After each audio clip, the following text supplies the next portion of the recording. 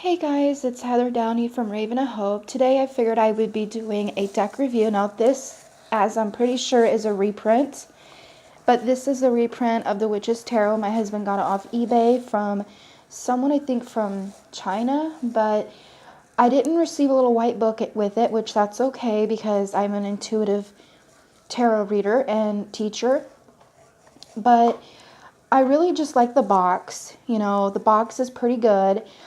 It's kind of cheaply made, but it still has a nice glossy touch to it, and I don't mind the way it came. Honestly, I'm just happy to receive it. I love the backs of these. These are very flimsy. The stock, I would say, is, personally, this is probably, in my opinion, the most lowest form of stock I've ever had, but that's okay, like I said, because I'm just happy to have it. It's got beautiful depictions, and I just really am drawn to this deck, and as I was going through it, I felt really connected to it. Kind of the vibes I've been feeling with myself, the colors, that other world energy, you know, and I really love it.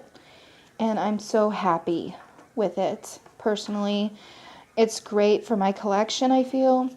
And my husband ordered this thinking there was going to be another deck that came with it, which would have been the Shadowscapes. But unfortunately, it was just this deck, which I was okay with because this is the one I wanted over that other deck. No offense to that other deck, but this one I felt like I really needed it with where my craft is going right now and where my magic and my vibration is going. And I just found that these cards, in my opinion, have a lot of like deeper symbolism in them than I realize as I'm flipping through them now, because there's a lot of like hidden details, I feel like, in the background because of the moon phase, and then you got some extra symbols in the back. You know, the colors that she's wearing. I really don't know why, but I'm being drawn to her neck as if a vampire bit her. So it's just very cool to be looking at this deck and seeing different storylines or symbols, interpretations that can be so vast in just one card, which I really like decks like that. You know, I do like the minimalistic cards, such as the Rider Waite, if I could say that right today. But I do appreciate that as a iconic, classic deck. Personally, I do not own it. I feel like it's not where I'm at right now in my tarot journey. You know, but if I get it gifted, of course, I would treat it sacred. But right now, I'm just not.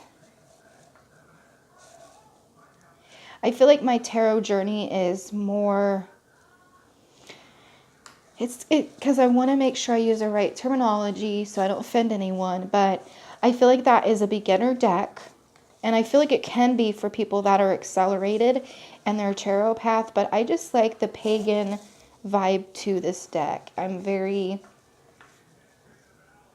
in the realm of, like I said, eclectic witchcraft and magic, healing, symbolism, psychology. That's where I really love. And it kind of gives me the woods vibe. And as anyone has known me for a while and has really watched the channel recently, you know that I have been really walking through the woods a lot and observing my thoughts and doing some vlogs on that if you watch it. Excuse me. But like I said, I just really like that it has almost a medieval witchy feel to it. It has a little bit of a galactic energy to it because of the colors, the backs, you know, the moon phases. I really like this High Priestess a lot. I like that this card has a little bit of... Now, see, I would actually read this better. I could come up with a couple more ways to look at this card than I have previously, just because the depiction that this person has put on these cards. I really love this one. This is my second favorite, I feel. You know, I just appreciate the different take on the cards. That kind of gives me a Hunger Games feel, but I really like that. That reminds me of Hecate and a little bit of Morrigan right there.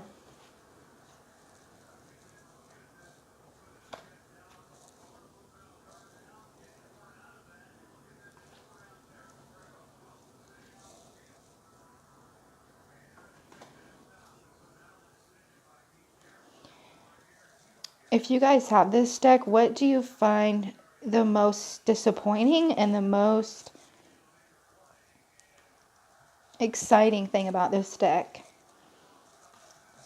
What I honestly like as well is I noticed there's even some mermaid energy in here, some fae energy, medieval angel energy, earth energy. I feel like there's a little bit, if especially that one points out to me, and then also the other card that I love. It has the seasons, you know, of the pagan wheel, I feel, in my opinion.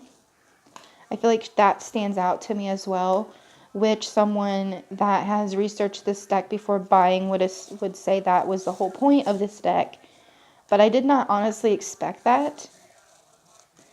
When I first looked up this deck, honestly, in all honesty, I looked at the backs and I looked at the word witch and I was like, yes, I need this, because of where I was at when I found this deck on my wish list.